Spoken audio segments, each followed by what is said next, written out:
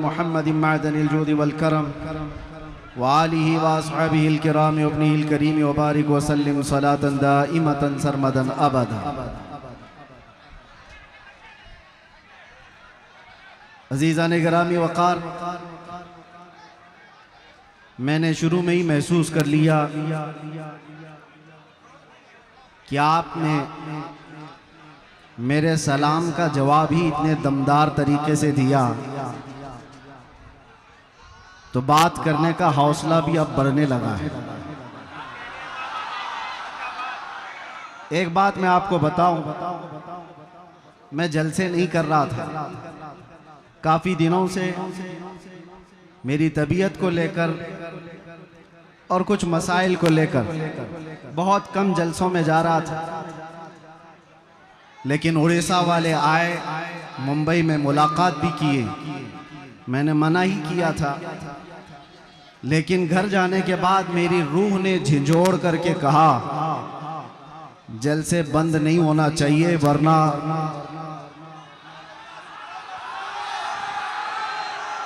मेरी रूह ने झिझोड़ करके ये कहा जलसे किया करो ताकि कुत्तों को पता चले शेर मरे नहीं हैं। कुत्तों को पता चले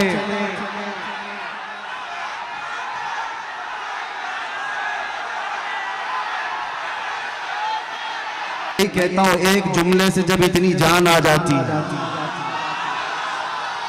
एक जुमले से जब इतनी जान आ जाती है तो इसीलिए हमारी पूरी तकरीरों पर पाबंदी भी लगती है कि इसे ज्यादा बोलने ना दो, वरना फिर जो बरसों से बिस्तर पे पड़े हुए हैं वो लूले लंगड़े भी खड़े हो जाएंगे। मैं ये अपनी तारीफ में नहीं कहता, यहाँ पर मुझे पता है हर तरह के डिपार्टमेंट के लोग भी आए होंगे, सब जगह होते हैं, खुफिया तरीके से भी हमारी सारी रिकॉर्डिंग करने वाले, मुझे सब पता है। मैं होशो हवास में बोलता हूँ। मैं आज एक जुमला किसी साहब को पहुंचाना चाहता हूं। मेरे जेल में अंदर जाती ही चौकी पर पकड़कर मुझे तंज कसते हुए उसने कहा था, अच्छी तरह से हमने तुम्हें दिखा दिया, अब कितना बोलोगे, और अच्छी तरह से तुम्हारी यहां पर दुर्गत बन गई है। 6 महीने 8 महीने गुजर गए, अब इसके बाद तो ठंडे पड़ी जाओगे। बहुतों को हमने यहाँ देखा है, आने के बाद सब गोशा नशीन हो जाते हैं। वो साहब तक मेरा पैगाम पहुंचता है तो मैं आज उनको जवाब दूंगा। तुम्हारी सोच के सांचों में ढल नहीं सकता, तुम्हारी सोच के सांचों में ढल नहीं सकता, जुबान काट लो लहजा बदल नहीं सकता। मुझे भी क्या मोम का पुतला समझते हो, मुझे भी क्या मोम का पुतला समझते हो, तुम्हारी लौ से ये लोहा पिघल नहीं सकता। क्या कहना है, जिंदाबाद। इश्क रसूल सल्लल्लाहु ताला अलैहि वसल्लम की गर्मी लेकर जो चलता है, उसे किस बात का खौफ है, किस बात का डर है। कल भी हम यही कहते थे, खौफ ना रख रजा जरा, तू तो है आपके मुस्तफा, तेरे लिए अमान है, तेरे लिए अमान है। आज भी हम यही कहेंगे। मैं नौजवानों को एक बात बताने के लिए आया हूं, ऐ अजीजों, मैदान में बैठकर नारे लगाना यह अलग बात है। मुस्तफा करीम सल्लल्लाहु ताला अलैहि वसल्लम से इश्क का दावा करते हो तो ये इश्क बड़े इम्तिहान भी लेता है, ये मोहब्बत बड़े इम्तिहानात लेती है। अगर उन सारे इम्तिहानात के लिए तैयार हो तो लब्बैक का नारा लगाओ, वरना सारे नारे तुम्हारे सिर्फ दिखावे के हैं। तुम्हारा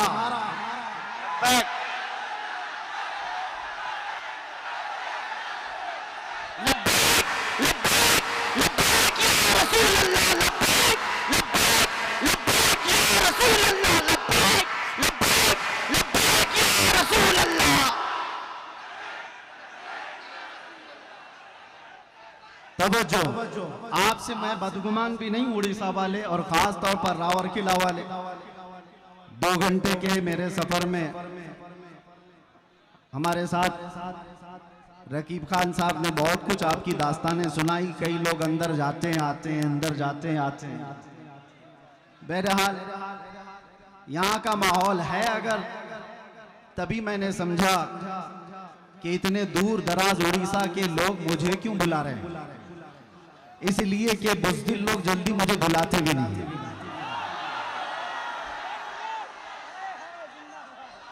मेरे भाई, स्टेज पे बैठने से भी कई लोग कतराते हैं, वो अलग बात है। कुछ लोग नीचे सेल्फी ले लेंगे। स्टेज पर बैठने के लिए मैंने महसूस किया है कई लोग डरते हैं कि कहीं हम पर भी केस ना हो जाए। आपको पता है, करीब में साल 1.5 साल पहले की बात है, उत्तर प्रदेश में एक मौलाना साहब हमारे साथ बैठे लब्बैक लब्बैक लब्बैक कह रहे थे। दूसरे दिन उनको थाने बुला लिया गया। वो डरे सहमे हुए गए। जो भी रिपोर्ट हुई, रात को मुझसे कहने लगे फोन पर कि हजरत मेरे साथ तो ऐसा हो गया, ऐसा हो गया, ऐसा हो गया। ये मेरे तो अंदर जाने से पहले की बात थी। मैंने उनसे कहा था, मौलाना अभी शर्मिंदगी किस बात की, थाने बुलाया गया तो फख्र करो, चोरी पे नहीं बुलाया गया, अपने नबी के नाम पर बुलाया गया है। क्या कहने, किस बात का डर है? इसीलिए मैंने कैद खाने में अंदर बैठ करके एक कलाम लिखा था जिसका ये शेर था, फख्र है इस बात पर कैदी बना हो उस नाम पर।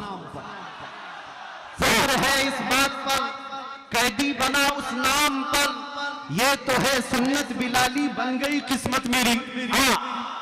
ये तो है सुन्नत बिलाली बन गई किस्मत मेरी। बेड़ियां हाथ में क्या गर्दन में भी डाल दो आप, है उन्हीं के नाम का सब जिंदगी और मौत में भी। इसलिए करता है झूम कर सलमान अब, कैद थी ना जेल था, जेल थी ना कैद थी, बढ़नी थी बस इज्जत मेरी। ये एक रिहर्सल था। कैद थी ना जेल थी, बढ़नी थी बस इज्जत मेरी। अल्लाह करीम किस रास्ते से गुजारता है और कहां तक पहुंचता था। हम तफसीर पढ़ते थे कुरान अजीम में, सूरह यूसुफ को सैयदना यूसुफ अलैहिस्सलाम के भाइयों ने कुएं में डाला था, लेकिन अल्लाह करीम ने इंतजाम फरमाया, वो निकाले गए, बाजारे मिस्र में बेचे गए, फिर जेल भी गए। तकरीबन 10 साल से ज्यादा जेल काटी बगैर किसी गुनाह के, बगैर किसी जुर्म के। सबर आसान नहीं होता मेरे अजीजों। जेल के अंदर एक दिन जो साल भर के बराबर लगता है, उस नबी को याद करके बाहर रह करके वो फील नहीं कर सकते थे कि कैसा कैद काटा होगा बगैर जुर्म के। और उसके बाद वापस आते ही रब तबारक व तआला ने उनको वजीर आजम की कुर्सी पर बिठा दिया। जेल से निकले सीधे बादशाह के वजीर आजम की कुर्सी पर। ये मरहले होते हैं। रब तबारक व तआला फरमाता है वकज़ालिक मक्कन्ना लियूसुफ फिल अर्द, इसी तरह से हमने जमीन में यूसुफ को तकवीयत दी, करार दिया। ये रब के फैसले हैं। इसीलिए मैं कहता हूं, मुझे जरा बराबर भी आर और ऐब महसूस नहीं होता। जेल में जाकर के आने वाला मुंह छुपाकर घूमता है, वो डर डर करके घूमता है। इज्जत चली गई, जेल चले गए थे। कसम रब्बे जुल जलाल की एक दिन भी ऐसा ख्याल नहीं आया, एक दिन भी ऐसा ख्याल नहीं आया। बल्कि मैं दुनिया को ये दिखाता हूं, ये दीवानों का हुजूम क्यों है। आज दुनिया सेलिब्रिटीज को देखने के लिए भीड़ लगाती है, और ये दीवानी उम्मत है मुस्तफा के कैदी को देखने के लिए भीड़ लगाती है। मिजाज कुछ और है, उम्मत का मिजाज कुछ और है।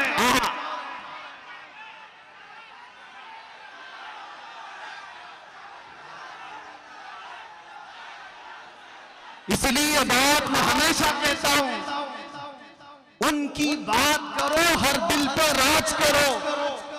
इस उम्मत का मिजाज अलग है। यहां सिर्फ चमकने वाले चेहरे और लाली पाउडर के दीवाने ही नहीं मिलते।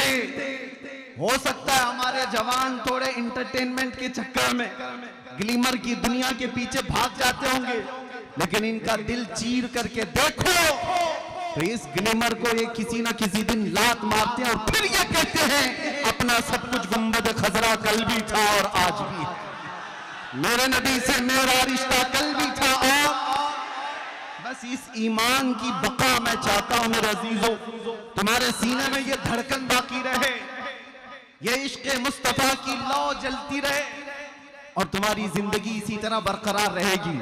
1000 मीटिंगें करने दो खुफिया तरीके से तुम्हें मिटाने के लिए, इस्लाम को खत्म करने के लिए बड़े बड़े मंसूबे बनाने दो, तंजीमें बनाने दो, सारी तैयारियां कर लेने दो, हथियार खरीद लेने दो, सब चीजें हो जाने दो, लेकिन एक बात मुस्तफा सल्लल्लाहु ताला अलैहि वसल्लम की गर्मी राई के दाने के बराबर भी तुम्हारे सीनों के अंदर मौजूद होगी तो सारी दुनिया की ताकत मिलकर के भी तुम्हारा चेहरा देखने की हिम्मत नहीं कर सकेगी।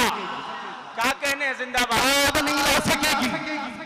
इसीलिए तो इकबाल ने कहा था टल न सकते थे जंग में अगर हार जाते थे, पांव शेरों के भी मैदान से उखड़ जाते थे, हक से सरकश हुआ कोई तो बिगड़ जाते थे, अरे तेग क्या चीज है हम तोप से भी लड़ जाते थे। ये हमारे आबा व अजदाद का शिवरा है, हमारे बुजुर्गों की जो असलाफ का तरीक़े कार रहा है वो आपके सामने रख रहा हूं। आपको मैं मेरी पूरी तकरीरें छानबीन करके निकालूं, वैसे तो आपसे ज्यादा तो गुजरात वालों ने निकाला है, मेरे ख्याल से रोजाना सुबह से शाम तक तकरीरी सुनते थे, हमारी सुनते सुनते निकाले इसमें से कुछ तो निकाले, निकालते रहे। बहरहाल मैं एक बात बताऊं, पूरी तकरीरों में मेरे कहीं पर भी बताओ क्या मैंने तुम्हें नेजा, बंदूक, बारूद, बम, ये सारी चीजें हथियार जमा करने के लिए कभी एक बार भी कहा? ला करके दिखाओ। इसलिए कि हम उस गरीब नवाज के गुलामों में से हैं जो हिंदुस्तान आए थे तो गुदड़ी पहन करके आए थे और आज लाखों दिलों पर राज करते हैं। वो कौन सा तोप लेकर के आए थे, कौन से बंदूकें उठा करके आए थे? हाँ, उस जमाने में और भी बादशाह आए थे। शिहाबुद्दीन गौरी शिकस्त खा करके वापस जा रहा था, गरीब नवाज से मुलाकात हो गई थी, 8 फकीरों की जमात आ रही थी। उसने पूछा कि कहां जा रहे हैं? बाबा ने कहा हिंदुस्तान फतह करने जा रहे हैं। जो राजे महाराजों से लड़ करके वापस जा रहा था शिकस्त खा करके, वो 8 फकीरों की जमात को देखकर कहने लगा कि आपके पास क्या है जो आप मुल्क हिंद की फतह की बात कर रहे हो? सरकार गरीब नवाज ने फरमाया तुम में हम में फर्क ये है तुम हथियारों पे भरोसा करते हो, हम अल्लाह की जात पे भरोसा रखते हैं। मैं आपको भी यही कहता हूं, मैंने अपनी तकरीरों में कहीं कोई चीज जमा करने के लिए नहीं कहा अरे मियां ब्लेड भी रखोगे तो आतंकवादी कहलाओगे। हमारा तो हाल यही है, हर प्लास्टिक की चाकू भी रखोगे तो कल न्यूज में आ जाएगा, कल खबर बन जाएगी कि तुम्हारे पास फला फला चीजें थी। मैं इन तमाम बातों की तरफ नहीं तुम्हें ले जाना चाहता, बस एक बात है जो तुम्हें जमीन से उठाकर आसमान तक ले जाती है। वो बात क्या है कि मोहम्मद से वफा तूने, कि मोहम्मद से वफा तूने, तो हम तेरे हैं, ये जहां चीज है क्या लाहो कलम तेरे। अहले बैत अतहार की बात है यहां पर। आज मैं आपके सामने बताऊं, यह आपका जलसा जो हर साल मुहर्रम अल हराम में फजाइल अहले बैत पर किया जाता है। कौन है वो अहले बैत? हुजूर पाक सल्लल्लाहु ताला अलैहि वसल्लम का वो घराना जिनकी अजमत की आज हम कस्में उठाते हैं, जिनकी पाकी और बुजुर्गी की बातें आज हम करते हैं, लेकिन क्या कभी आपने ये देखा कि उनकी कुर्बानियां कितनी? अहले बैत में से मौला अली करमल्लाहु वजहुल करीम शहीद है, बड़े बेटे इमाम हसन शहीद है, दूसरे बेटे इमाम हुसैन शहीद है, नीचे नस्ल में आओ ज़ैद इब्ने अली शहीद हैं। सब जुल्मन शहीद किए हुए लोग हैं। अहले बैत का पूरा घराना इस्लाम के लिए कुर्बान हुआ। अहले बैत का तज़किरा करने से पहले होश और हवास के साथ आपसे मैं कहना चाहता हूं, दिल में अगर हिम्मत है, जिगर है, तो ये सुनो और उनका नाम लो, वरना बुज़दिलों को ये ज़ेब नहीं देता करबला की दास्तान सुनना और सुनाना। बुज़दिलों का शिवा नहीं है ये। करबला रोने धोने और मातम करने के लिए नहीं सुनाए जाते। करबला इसलिए सुनाए जाते हैं कि बुझे हुए दिलों में ईमान ताजा हो जाए, 80 साल का बूढ़ा 25 साल का जवान लगने लगे। उसके अंदर जज्बा हो हक के साथ खड़े होने का और बातिल से डटकर मुकाबला करने का। यही अहले बैत अत्हार का मैसेज है हर जमाने में। मेरे अजीजों, मैं चंद मिसालें आपको दूं। सैयदना अली मुर्तदा रज़ियल्लाहु ताला अन्हु को जुल्मन शहीद किया गया कि नहीं? मस्जिद में शहीद किया गया। आपके बड़े बेटे सैयदना इमाम हसन मुज्तबा रज़ियल्लाहु ताला अन्हु किस बात पर? जहर देकर के शहीद किया गया है। एक बार नहीं, 5 बार जहर दिया गया था। इमाम हसन की अंतड़ियां कट करके मुंह से बाहर आती थी। ये रसूलुल्लाह के नवासे की बात कर रहा हूं। और मेरे आका सल्लल्लाहु ताला अलैहि वसल्लम के दूसरे नवासे सैयदना इमाम हुसैन, उनका वाकया तो पूरी दुनिया भर में ऐसा मशहूर है जैसे सूरज की रोशनी मशहूर है। उम्मत मुस्लिमा क्या, दूसरे गैर मज़ाहिब वाले भी जानते हैं इमाम हुसैन की शहादत को। 22,000 का लश्कर 82 लोगों से कैसे लड़ रहा था। भूखा और प्यासा रख करके उनको तड़पाया जा रहा था। एक एक बच्चे को शहीद करके, अरे 6 महीने के बच्चों को भी नहीं छोड़ा गया। ये शहादत के वाकयात सुने हो कि नहीं सुने हो? ये अहले बैत की कुर्बानियां मैं तुम्हारे सामने रख रहा हूं। वो इसलिए रख रहा हूं कि अहले बैत का नाम लेते हो तो फिर घर में गरम रोटियां और मुर्ग खा करके दीन की बात करना, ये अहले बैत की मोहब्बत नहीं। तुमसे कुर्बानियां मांगी जाएंगी। अगर तुम सच्चे मुहिब्बे अहले बैत हो, हर जमाने के यजीद के साथ लड़ने की ताकत भी होनी चाहिए। हर फितनों के बादशाह से मुकाबला करने की ताकत होनी चाहिए। आपको पता है इमाम हुसैन मुज्तबा रज़ियल्लाहु ताला अन्हु अपने जवान बेटों के साथ शहीद हुए हैं करबला के मैदान में। बचा कौन था? सिर्फ इमाम ज़ैनुल आबिदीन बेटों में। और उसके बाद आपकी औलाद हुई। इमाम ज़ैनुल आबिदीन के बेटे थे सैयदना ज़ैद, जो इमाम बाकर के भाई हैं। सिर्फ और सिर्फ 40 साल की उम्र में वक्त के बादशाह, उसके फितनों के मुकाबले में आपने अलल ऐलान लोगों को जगाना शुरू किया। रसूलुल्लाह के घर वालों की आदत ही ये, वो दीन इस्लाम पर कभी धब्बा बर्दाश्त नहीं कर सकते। आज भी होना यही चाहिए। जो सादाते किराम हैं, गद्दी नशीन हैं, उनकी कुर्बानियां भी दी जाएंगी। और अगर वो बाहर आकर अवाम में बेदार करने का जज्बा नहीं रखते तो फिर आपकी तरफ से भी लोग सवालिया निशान उठाएंगे। एक तरफ तो रसूलुल्लाह का घराना, सबसे बड़े सज्जादा नशीन तो इमाम हुसैन, उनसे बड़ा कौन है? लेकिन अपना पूरा खानदान लेकर के मैदान में आए। चाहते अगर वो तो अपना घर बचा करके यजीद की तरफ से हर महीने इनाम भी ले सकते थे, मनसब भी मिल सकता था, कोई किसी शहर का गवर्नर भी बनाया जाता। लेकिन आपका मकसद सियासत हासिल करना ही नहीं था, खिलाफत हासिल करना ही नहीं था। आपका मकसद यह था कि क़यामत तक आने वाले मुसलमान कभी किसी जालिम को इमाम तस्लीम ना करें। ये हुसैनी मिजाज है। आज हम अपनी मस्जिदों में क्या किसी शराबी को इमाम बनाते? क्या किसी चोर को इमाम बनाते? नहीं बनाते। ये दिया हुआ मिजाज इमाम हुसैन का। अगर वो इमाम मान लेते यजीद को तो हम भी कहते हमारी मस्जिद का इमाम चोर जानी हो जाए तो क्या फर्क पड़ता है? रसूलुल्लाह के नवासे जब उसको इमाम मान सकते हैं। इस मिजाज को वहीं पर खत्म किया गया। मैं हजरत ज़ैद इब्ने इमाम ज़ैनुल आबिदीन की बात कर रहा हूं। सिर्फ 40 साल की उम्र में हुकूमत के खिलाफ जब खड़े हुए थे, कितनी आजमाइशें हुई थी। कूफा वालों ने उनको भी बुलाया था। 50,000 लोगों ने हजरत जैद के हाथ में भी बैत की थी। कूफा वालों की आदत ही है। और उसके बाद बनु उमैया का जालिम बादशाह हिशाम बिन अब्दुल मलिक आपको कत्ल करवा दिया। रास्ते में आपका सर अलग किया गया, दिमश्क ले जाया गया और धड़ को बाजार में रख करके आग लगाई, जलाया गया था। किसकी बात कर रहा हूं? रसूलुल्लाह के घराने की बात कर रहा हूं, इमाम ज़ैनुल आबिदीन के बेटे की बात कर रहा हूं। इतना ही नहीं, आगे चलो तो इमाम मूसा काजिम रदी अल्लाह ताला, इमाम जाफर सादिक के जो बेटे, जुबान में अल्लाह ने इतना असर अता किया था कि जब बोलते थे तो लोग दीवाने हो जाते। और ऐसी ही जुबानों से वक्त के तागूतों को डर लगता है।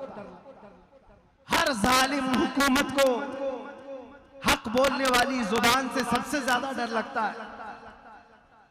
आपको पता है अंग्रेजों ने यहां बहुत जुल्म मचाया, बहुत आतंक मचाया, लेकिन उलमाए हक में सबसे ज्यादा उन्होंने अल्लामा किफायत अली काफी रहमतुल्लाह अलैह को सताया। 3000 अंग्रेजों ने मिलकर के गिरफ्तार किया था किफायत अली काफी। क्यों जानते हो? किफायत अली काफी की जुबान में अल्लाह ने ऐसा असर अता किया था, हजारों का मजमा सिर्फ उनकी जुबान पर तौबा कर लेता, सब इश्क रसूल में झूमने लग जाते। अंग्रेजों ने यह महसूस किया था कि यह जुबान सलामत रहेगी तो फिर हमारा तख्ता सलामत नहीं रहेगा। और उसके बाद किफायत अली काफी को कैद करके उनके जिस्म पर इस्त्री फेरी जाती थी, गरम इस्त्री। जब चमड़ी जल जाती थी तो नमक छिड़का जाता। उसके बाद 8 दिन के बाद आपको फांसी पर चढ़ाया गया था किफायत अली काफी। ये मिसाल इसलिए दे रहा हूं, हर जमाने में हक बोलने वाली जुबान, इससे डर लगता है हुकूमत वक्त को। हजरत सईदना ज़ैद बिन अली के साथ भी यही हुआ था और हजरत इमाम मूसा काजिम के साथ भी यही हुआ। एक के बाद 2 बार, 2 के बाद 3 बार, तीसरे के बाद चौथे बार, चौथे के बाद 5वें बार इमाम मूसा काजिम को जेल भेजा जा रहा था। जेल भेजा कौन जानते हो? खलीफा हारून रशीद का जमाना है, जिसके तज़किरे हजारों तरीके से आपने सुने हो। लेकिन कोई भी हो, वक्त का खलीफा डर जाता है। यह अहले बैत है, एक दिन अगर ये ऐलान कर दे तो सारी उम्मत इनकी तरफ हो जाएगी, हमारा तख्ता हिल जाएगा। इमाम मूसा काजिम रदी अल्लाह ताला कभी घबराए नहीं, कभी डरे नहीं। मैं उनको आइडियल समझ करके आपके सामने कह रहा हूं। एक बार जेल जाकर आने के बाद लोग ये कहते हैं कि नहीं, बहुत संभल करके चलना चाहिए। बिल्कुल संभल के हम पहले भी चलते थे, आज भी, क्योंकि शराब नहीं पीते, हम नशे में नहीं रहते। एक ही नशा है, वो ताजदार मदीना का, वो खमार असली खमार है। हम झोले खाते हुए लोग नहीं है जिनको तुम नसीहत करो कि बहुत संभल के बोलना चाहिए। हाँ बिल्कुल संभल के, पहले भी होश में बोलते थे, आज भी। इमाम मूसा काजिम को देखा, जेल में रखा गया, फिर छोड़ा गया। आप वही बात बोलते थे जो पहले बोलते थे, फिर जेल भेजा गया, साल 2 साल, वापस छोड़ा गया, आप फिर वही बात। क्यों? हक बात से कोई समझौता नहीं होता। इसीलिए तो मैंने शुरू में ही ये शेर कहा, हमारा ये शिवा है, हमारे बुजुर्गों का, अहले बैत का ये शिवा है जो मैंने शेर पढ़ा है।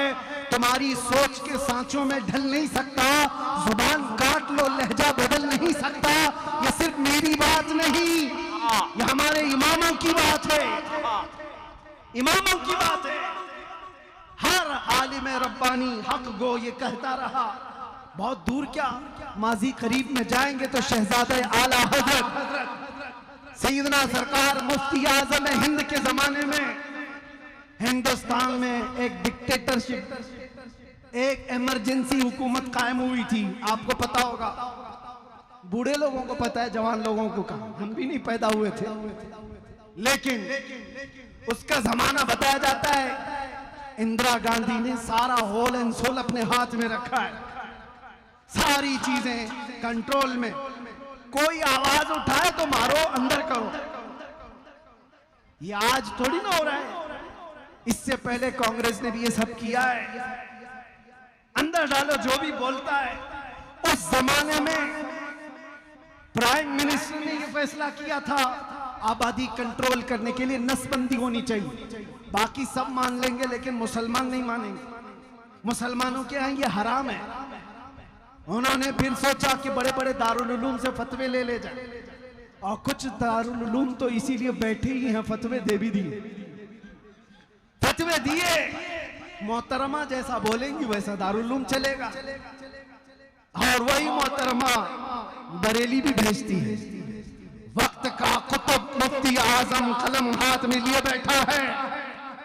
सवाल है हुकूमत वक्त की तरफ से नसबंदी के सिलसिले में कि हुकूमत ने कंपलसरी कर दिया है, लाजिम कर दिया है।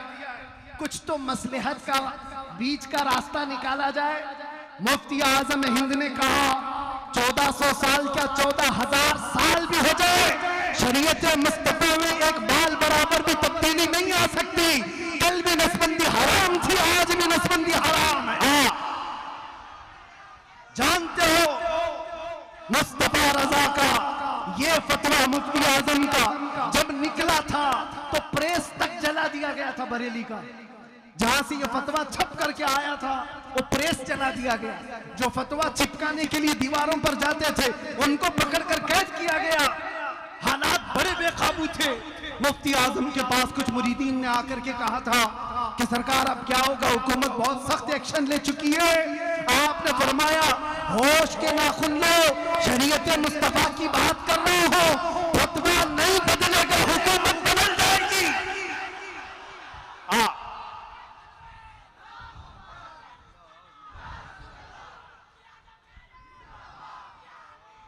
आपने तारीख अगर पढ़ी हो तो उठाकर देख लेना, उस मर्दे कलंदर की जुबान से निकले हुए अल्फाज थे। ज्यादा दिन तक नहीं चली ये इमरजेंसी, इमरजेंसी इमरजेंसी में चली गई, बहुत इमरजेंसी में चली गई।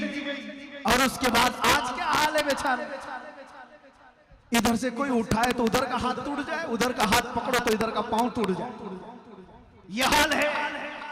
मैं आपसे कहता हूं एक बात हमेशा याद रखो, उस जमाने में भी मौलवी थे, मौलाना थे, बहुत सारे लोग थे जो उनकी हाँ में हाँ मिला करके मसलहतों की बात कर रहे थे।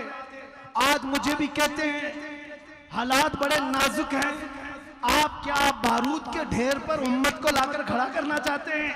जरा संभल के बोलिए।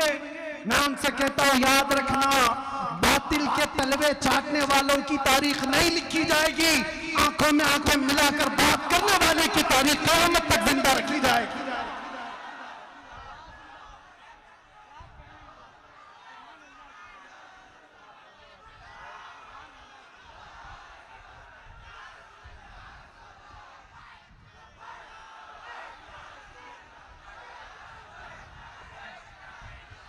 लब्बैक लब्बैक लब्बैक या रसूल अल्लाह, लब्बैक लब्बैक लब्बैक लब्बैक लब्बैक लब्बैक लब्बैक या रसूल अल्लाह। और एक बात ये भी मैं बताऊं, यहां से मैं ये भी कहूंगा, कुछ लोगों ने मुझसे कहा कि जो कुछ भी हो रहा है उस पर आप संजीदगी से बात करें। बिल्कुल हम बहुत संजीदगी से बात करते हैं, बहुत संजीदगी से बात करते हैं, लेकिन लहजा अगर थोड़ा सख्त होता है तो सिर्फ इस बात पर कि हमारे मुर्शिदों ने, हमारे असातिज़ा ने हमें ये तालीम दी है, बेटा जुबान हमेशा नरम रखना, दिल हमेशा, जुबान मीठी रखना, दिल नरम रखना, दिमाग ठंडा रखना। 3 चीजें याद रखना, दिमाग ठंडा, जुबान मीठी, दिल नरम। लेकिन यही बात जब मुस्तफा करीम सल्लल्लाहु अलैहि वसल्लम की गुस्ताखी की आ जाए तो ना दिमाग ठंडा, ना जुबान मीठी, ना दिल नरम होगा, फिर नहीं होगा। अरे दुनिया अपनी माँ की गाली बर्दाश्त नहीं कर सकती, जो करोड़ों माँ से ज्यादा हम अपने नबी से मोहब्बत करते हैं, कैसे बर्दाश्त कर सकते?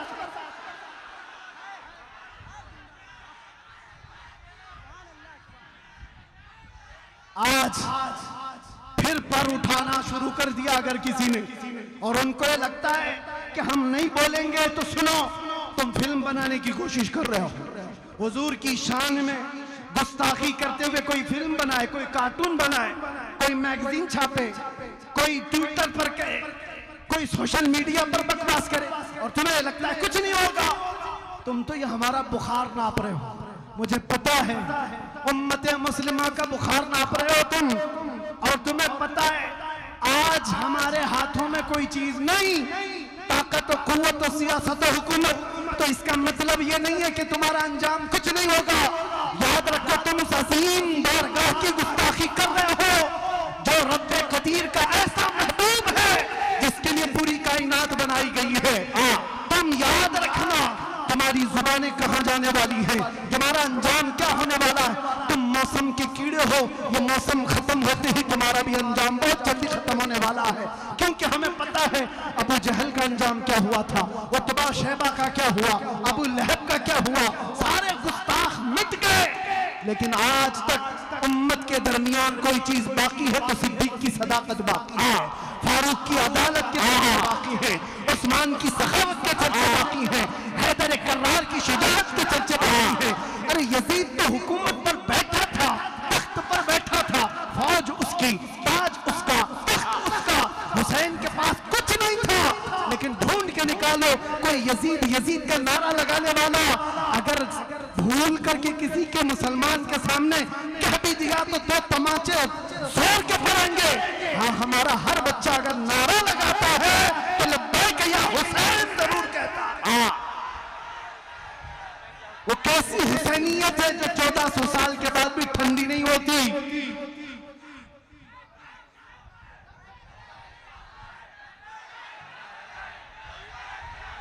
लब्बैक या हुसैन, लब्बैक या हुसैन, लब्बैक या हुसैन, लब्बैक या हुसैन, लब्बैक या हुसैन। कुछ लोगों को यहां मैं ये बता दूं, क्यों मियां तुम लब्बैक लब्बैक क्यों कहते हो, क्यों कहते हो? और अपनी ही जमात में कुछ गद्दारों को इस बात से तकलीफ है। वो ये समझते हैं ये किसके लिए बोला जा रहा है, हुसैन के लिए, वो तो मर गए, मुआज़ अल्लाह रब्बिल आलमीन। और तुम उनको कह रहे हो आए हुसैन हम हाजिर हैं। तुमने समझा ही नहीं हुसैन को। वो जो टुकड़े तुमने मैदान करबला में देखे, जाओ जरा जुबान खोलो, कुरान भी तुम्हें थप्पड़ लगाएगा। ला तक़ूलू लिमन युक़तलु फ़ी सबीलिल्लाहि अमवात, अल्लाह की राह में जो मारे जाए उन्हें मुर्दा न कहो, वो जिंदा है। तुम्हें उसका शऊर नहीं।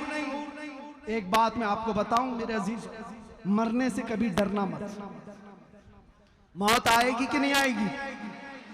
अरे मुसलमान के लिए मौत तोहफा है। इधर आंख बंद हुई, उधर मुस्तफा की जियारत। डरे वो जिसकी आंख बंद होने के बाद जलना है, जलना है, जलना है, जलना है। इधर आंख बंद हो, उधर मुस्तफा की जियारत हो, उसके लिए तोहफा नहीं है तो और क्या है? मौत खौफनाक हादसा नहीं, खूबसूरत तोहफा। अल मौत जसरुन यूसिलुल हबीब इलल हबीब।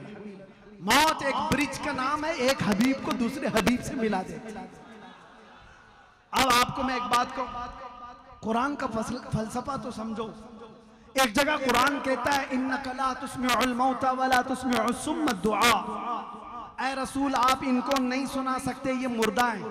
किसको कह रहा है कुरान?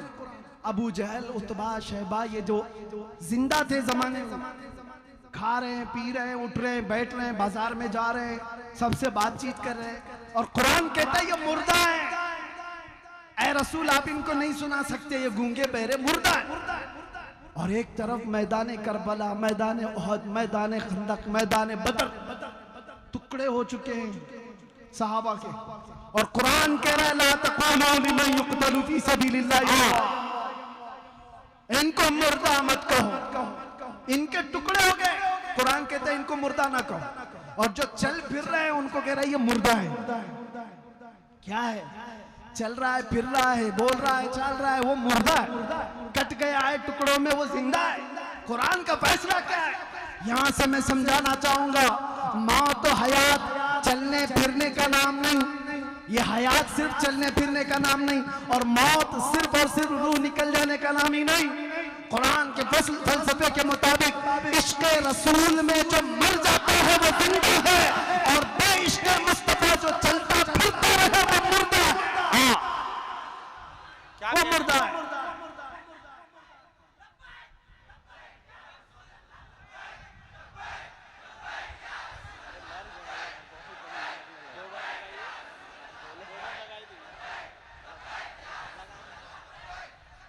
मैं आपको ये कहना चाहूंगा, तुम्हारी जिंदगी बाकी रखो, जोश और जज्बे बरकरार रहें, लेकिन होश के साथ, और ईमान की सलामती ऐसी बाकी रहे। ऐ नौजवानों, बड़े अदब के साथ मैं भीख मांगते हुए कहता हूं, ऐ नौजवानों, एक बार आ जाओ उस रास्ते जहां मेरे मुस्तफा ने हमें छोड़ा था। आ जाओ उस रास्ते पर। तुम आज ये वावेला क्यों मचा रहे हो? फला उठा गुस्ताखी कर रहा है, फला उठा गुस्ताखी कर रहा है। क्या बर्दाश्त होती है तुमसे गुस्ताखी? क्या अपने नबी की शान में गंदी भपकियां सुनने को तैयार हो? नहीं तैयार हो तो इनका मतलब सिर्फ और सिर्फ मुकाबला नहीं, बदलो तो अपने आप। ये तुम्हारे से दुश्मनी करते हुए तुम्हारे नबी तक पहुंच गए। इनको तकलीफ तुम्हारे अमाल से है, तुम्हारे साथ मामलात से है। अगर किसी का किरदार ऐसा हुआ कि उसकी वजह से उसके नबी को गाली दी गई, तो उससे बड़ा बदनसीब कौन हो सकता? क्या अपने आप को अब तक ऐसे ही बदकिरदारी में रखे रहोगे? बदलो तो मेरे अजीज। ऐ नौजवानों, बदलने का वक्त आ चुका है। आ जाओ वो गाने बाजे तमाशाओं से बाहर, ग्लिमर की दुनिया से निकल आओ। अल्लाह ने तुम्हें जिंदगी दिन भर इंस्टाग्राम फेसबुक पे मुजरे करने के लिए नहीं दी है। हर कोई रील्स बनाते हुए लड़के लड़कियां बन गई, लड़कियां लड़के बनने लग गए। नौजवानों को इस दुनिया ने कहां तक पहुंचा दिया? बीच का आदमी बना दिया है। कितने तो ऐसे हैं जो मुजरे करते करते अपनी मर्दानगी भूल गए। इनको पता ही नहीं है, चूड़ियां भी पहन लिए, बालियां भी पहन लिए।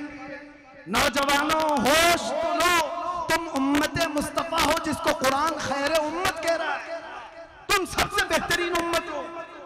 सबसे बेहतरीन उम्मत आज चूड़ियां पहनेगी, बालियां पहनेगी, चोटियां रखेगी, फटी जीन्स पहन करके अपने जिस्मों का तमाशा करेगी। खैर उम्मत ये नहीं है। खैर उम्मत को देखो, जहां 19 साल का जवान बेटा हुसैन का 3 दिन से प्यासा है, लड़ते लड़ते घोड़े पर थक गया, फिर भी वापस आकर अपने बाबा से ये नहीं कहता कि मैं बाहर जाऊं, मेरी तो मंगनी भी हुई, मेरी तो शादी बाकी है, भी मैं भी तो अपनी जिंदगी गुजारूं। नहीं, अपने 56 साला बाप को उठने नहीं दिया खीमे से। अपने जवान, 19 साल की बात कर रहा हूं, 19 साल के जवानों ने मौला हुसैन से कहा था, बाबा जब तक हमारे जिस्म में खून का आखिरी कतरा भी बाकी है, हम आपको अपने हाथ में तलवार उठाने नहीं देंगे। हमारी जिंदगियां जब तक है। तुम क्या जवाब दोगे उन नौजवानों को कयामत के दिन? अगर वो हुसैन के बेटे कयामत के दिन खून में लथपथ आए और तुमसे पूछें, हमने 19 साला जवानी, 22 साला जवानी इस्लाम के लिए कुर्बान की, तुम क्या कर रहे थे उस वक्त? तुम क्या कहोगे? रात भर इंटरनेट चला रहा था, रात भर पबजी खेल रहा था, गेमों में मसरूफ था। ऐ नौजवानों, तुम कयामत के दिन क्या जवाब दो? बदलो अपनी जिंदगी को, उठो, वो करना हश्र न होगा फिर कभी। दौड़ो के जमाना झाल अपनी चल गया। आज तुम्हारे लिए जितने भी मंसूबे बनाए जा रहे हैं, बनाने तो कुछ फर्क नहीं पड़ता। याद से नहीं, 1400 साल से हम देख रहे हैं। लोग जो कहते हैं हालात खराब है, कभी हालात अच्छे हुए ही नहीं थे हमारे। इस्लाम के खिलाफ हमेशा ऐसी ही हालात रहे, इससे भी बुरे हालात आए। चंगेज का जमाना आया, हलाकू का जमाना आया। अरे हमारी खोपड़ियों से मीनार बना दिए थे बादशाहों ने। कत्ल इतना किया था कि बगदाद के दरियाए दजला का पानी हमारे खून से लाल हो गया। ऐसे हालात भी आए इस्लाम पर, लेकिन इस्लाम उस वक्त नहीं खत्म हुआ था, तो आज के हरामियों से क्या खत्म हो सकता? नहीं होगा। तुम्हें उसकी फिक्र की जरूरत नहीं, तुम्हें अपने अमाल की फिक्र करो। इस्लाम तो सुबह क़यामत तक चमकता दमकता रहेगा। ये मेरे रब का जलाया हुआ दिया है, ये मेरे रब का रोशन किया हुआ चिराग है, मुंह के फूकों से बुझाया नहीं जा सकता। लेकिन आपका हशर क्या होगा, हमारा क्या होगा, इसकी फिक्र तो करो। नशा में तुम्हारा नाम, जेल में मैंने देखा है अक्सर नौजवान जो मुसलमान आए नशा करते हुए, नशा बेचते हुए, नशा में पकड़े हुए, सप्लाई करते हुए। तुम्हारे हाथों में ये चीज कहां से आ गई? जानते हो मेरे मुस्तफा करीम सल्लल्लाहु ताला अलैहि वसल्लम तो ये फरमाते हैं तुम्हारे तलवों में कांटा भी चुभ जाए तो उसका दर्द मुझे होता है। उस रसूल को उम्मत का दर्द है। जब तुम नशे में अपनी आप को बर्बाद कर रहे होंगे तो क्या मेरे मुस्तफा को इसकी तकलीफ नहीं होती होगी? तुम अपने आप को हिलाकत में डालते हो और ये सोचते हो ये मेरी लाइफ है, मुझे जीने दो ना। शराब पी रहा है कोई मत बोलो इसको, गुटखा खा रहा है कोई मत बोलो, बीड़ी सिगरेट में ऐसा मस्त हो गया है कि कैंसर होने के करीब है। कोई बोले तो आग बगोला, माँ बोले तो उसके खिलाफ, बीवी बोले तो उसके खिलाफ, बाप बोले तो उसके खिलाफ।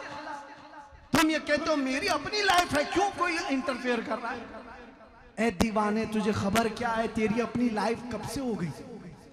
तेरी अपनी जिंदगी कब से हो गई? ये तेरी जिंदगी नहीं है।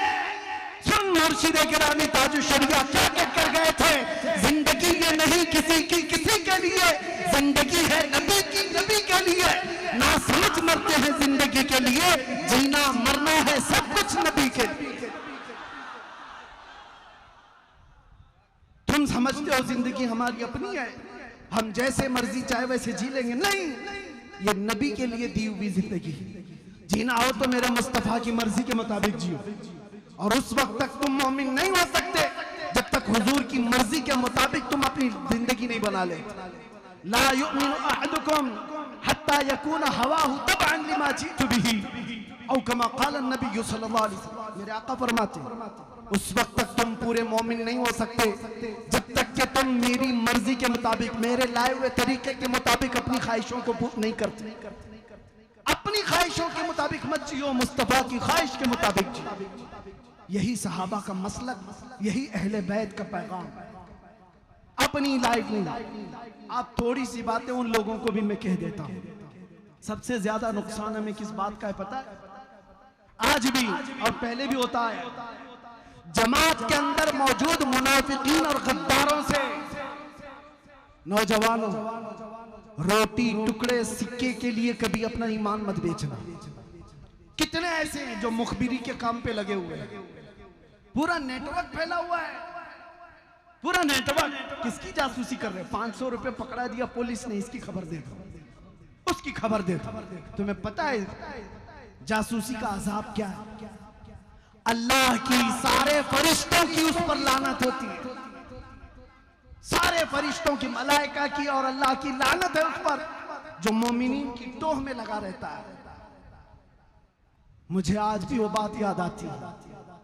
मैं तो गया था, जब मुझे लेने आए थे ऐसा लग रहा था बारात जा रही है।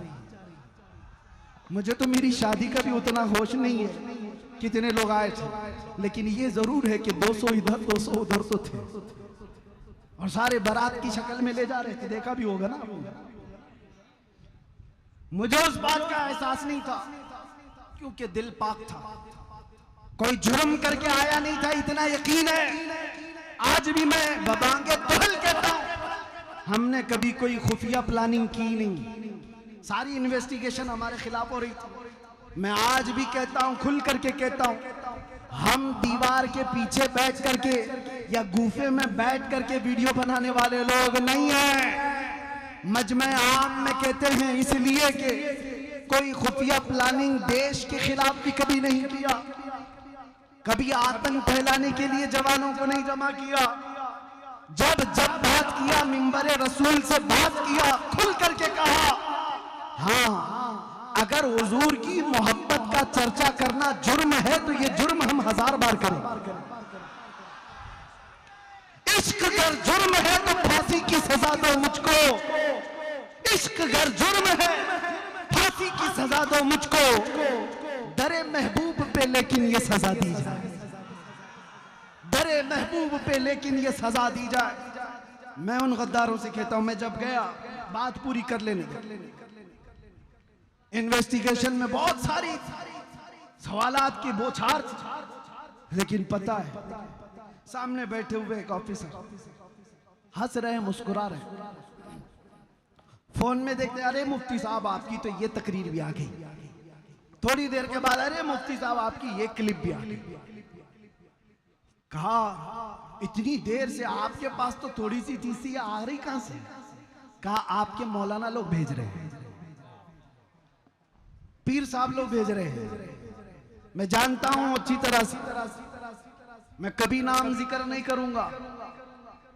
ये जो खबर पहुंचाने वाले लोग, दाढ़ी टोपी जुब्बे वाले, मसनद पर बैठ करके लोगों को गुमराह करने वाले, मुझे सब पता है। तुम जो खबरगिरी कर रहे थे, मैं नाम जाहिर नहीं करता, कयामत के दिन के लिए रखा हूं। इंशाअल्लाह देखेंगे कयामत का दिन जब कायम होगा, तुम किसके साथ खड़े रहोगे और हम किसके साथ खड़े रहेंगे। सुभान अल्लाह, सुभान अल्लाह। तुम क्या समझते हो? खबर दे करके मुसलमानों की, मेरी खबर दे रहे, इसमें भी पकड़ो मुफ्ती को, इसमें भी पकड़ो मुफ्ती को, क्लिप भेज भेज करके तुम वरगला रहे हो। साहब ऑफिसर वो खुद कह रहा है, मुफ्ती साहब आप डरो मत, आप घबराओ मत। ऐसे बहुत लोग हमारे पास, ऐसे बहुत लोग हैं। हम तो अपना वही काम करेंगे जो कानून की रूह से चलेगा, मुझे उससे आपत्ति नहीं है। उस ऑफिसर ने अपना काम किया होगा, लेकिन सवाल यह है, दाढ़ी टोपी रख करके जिनके नाम हमारे पास आए थे, जिनको तुम खबरें दे रहे थे, मैं उनसे पूछता हूं, तुम किस नबी का कलमा पढ़ते हो? जानते हो जब एक आदमी हुजूर की इज्जत की खातिर गया है, तुम उसके लिए कहते हो जल्दी मत छोड़ना इसको बाहर, जल्दी मत छोड़ना। अरे जालिमो, मौत तो हयात तुम्हारे हाथ में नहीं है, कहते बंद भी तुम्हारे हाथ में नहीं है। मुझे अच्छी तरह से पता था, मैं जा रहा हूं अंदर, मौत के बाद भी निकल सकता हूं, लेकिन ये यकीन था मेरे मुस्तफा जब तक चाहे अंदर बिठाएंगे, और जब तक न चाहे तुम पूरी ताकत न करके भी मुझे एक मिनट के लिए रोक नहीं सकते। सुभान अल्लाह। नारे तकबीर, नारे रिसालत, मुफ्ती सलमान अजहरी साहब क़िबला, लब्बैक लब्बैक लब्बैक या रसूल अल्लाह, लब्बैक लब्बैक लब्बैक या रसूल अल्लाह, लब्बैक। एक शेर हजरत के नाम, मर्द हक बातिल से हरगिज खौफ खा सकता नहीं, सर कटा सकता है मगर सर झुका सकता नहीं। कत्ले हुसैन, अरे कत्ले हुसैन असल में मर्ग यजीद है, इस्लाम जिंदा होता है हर करबला के बाद। लब्बैक लब्बैक या रसूल अल्लाह, लब्बैक लब्बैक। माशाअल्लाह, बहुत खूब। आपके इश्तिहार में इसलिए इतना जज्बा आ गया, दर्द होता है मेरे अजीजों। मैं इतने जज्बे के साथ बोलने का सिलसिला भी वैसे रोक चुका हूँ। तबीयत अगरचे संभल नहीं पाती, 8 महीने पत्थरों पर सुलाकर मेरी कमर जो तुमने तोड़ दिया, और उन्हें लगता है कि टूट गया। मेरे अजीजों, जिस्म टूटने से जुबान नहीं टूटती है, और जुबान टूट जाए होश नहीं टूटता, और होश टूट जाए तो ईमान कभी नहीं टूटता। सुभान अल्लाह, सुभान अल्लाह। वो तो मेरे नबी का दिया हुआ है, वो संभाला हुआ आमिना के लाल का है। और मैं उनसे कहता हूं, नबी के नाम की रोटियां खाने वाले, नबी के नायब और नबी के आशिकों के साथ गद्दारी ना करो, गद्दारी ना करो। अनकरीब तुम्हारे पूरे चूल्हे हिलाए जाएंगे। तुमने जो मुनाफिकत की है, इस्लामी लिबास पहन करके जो जितने भी गद्दार मुनाफिक हैं, आप देखना, याद रखना, चंद दिनों के बाद ये ऐसे बेनकाब होंगे कि अल्लाह तबारक व तआला जलील और रस्वा करके इनको मारता है। ये कानून फितरत है। जो इधर इस तरह की हरकतें करते हैं वो बहुत जल्दी रुस्वा होते हैं, जिसको आम मुहावरे में हम क्या कहते हैं, धोबी का कुत्ता न घर का न घाट का। ये होगा, और हमने नहीं देखा है लखनऊ का वो कुत्ता जो धर्म बदल लिया था, नाम भी बदल लिया था, कहां चला गया? 2 साल हो गए, दिखता ही नहीं। सारे मीडिया वाले हौत कुर्सी पे बिठाते थे, साहब आप तो धर्म परिवर्तन करके आए हो मुसलमानों को वरगलाने के लिए कि एक बदला तो हजारों बदलेंगे, उसको देखकर तो कोई कीड़ा भी नहीं बदलता। उसने सोचा होगा कि बदल करके बहुत फेम मिल जाएगा, शोहरत मिल जाएगी। अरे 6 महीने के बाद उन्होंने भी लात से मार के निकाल दी। वो पंडित तुम्हें कहां पालेंगे? तू वैसे ही बदला हुआ आदमी जो अपने दीन का नहीं रहा, वो हमारा क्या रहेगा? छोड़ दिया गया। आपने देखा है ना, आपने देखा है, मैं नाम इसलिए नहीं जिक्र करता कि ये मिंबर पाक है, पाक है, पाक रसूल का जिक्र है। शैतानों का जिक्र सिर्फ लानत के लिए होता है। लेकिन आपको याद दिलाने के लिए कह रहा हूं, बदल लिया, क्या हुआ? क्या इस्लाम में खलबली मच गई? हर कोई बदलने लगा? कुछ नहीं हुआ, बुरा तो तेरा हुआ। 100 साल पहले बरेली के इमाम ने कहा था, मुस्तफा करीम सल्लल्लाहु अलैहि वसल्लम के दरबार की तरफ देख करके, या रसूल अल्लाह, जो तेरे दर से यार फिरते हैं, दर बदर यूं ही खार फिरते हैं, दर बदर यूं ही खार फिरते हैं। जो हुजूर का नहीं हुआ वो किसी का नहीं हो सकता। इसलिए ऐ मुसलमानों, ऐसी गतिविधियों में मुलविस न रहो। तुम लोगों के आलयकार ना बनो। जानते हो सबसे ज्यादा नुकसानात गद्दारों से हुए। टीपू सुल्तान कैसे मारे गए थे? गद्दार से मारे गए थे। कौम के अंदर मौजूद गद्दारों ने उनको अंग्रेजों के हाथ दे दिया था। आप तारीख उठा करके देख लो, हर जमाने में ऐसे लोग मौजूद रहे जो गद्दारों की वजह से, मुनाफिकीन की वजह से नुकसान उठाए जाते हैं। हिंदुस्तान की सरजमीन पर भी ऐसे बहुत सारे जय्यद उलमा हैं जिनको फंसाने के लिए, जिनको सजाए मौत दिलाने के लिए बहुत सारे टोपी वाले काम कर रहे हैं। ये बजाय टोपी और दाढ़ी वाले, इनका कोई ईमान नहीं होता। अगर तुम भी ऐसी 2 टकों के लोग हो तो तुमसे मेरा खिताब नहीं। और अगर तुम आमिना के लाल के दरबार के भिखारी हो तो अपनी इज्जत नफ्स संभाल करके रखना। करोड़ क्या 10 करोड़ भी कोई दे, गद्दारी मुस्तफा से कभी न करना। ठोकर मार देना दुनिया की दौलत को और फख्र के साथ कहना, मेरे साथ तो कायनात की बहुत दौलत है कि यहाँ भी मुझे ऊपर ले जाएगी, कब्र में भी और हशर में भी। और फिर ये पुकार कर दुनिया से ये कहना, बतला दो गुस्ताख नबी को, गैरत सुन्नी जिंदा है, उनके नाम पे मर मिटने का जज्बा कल भी था,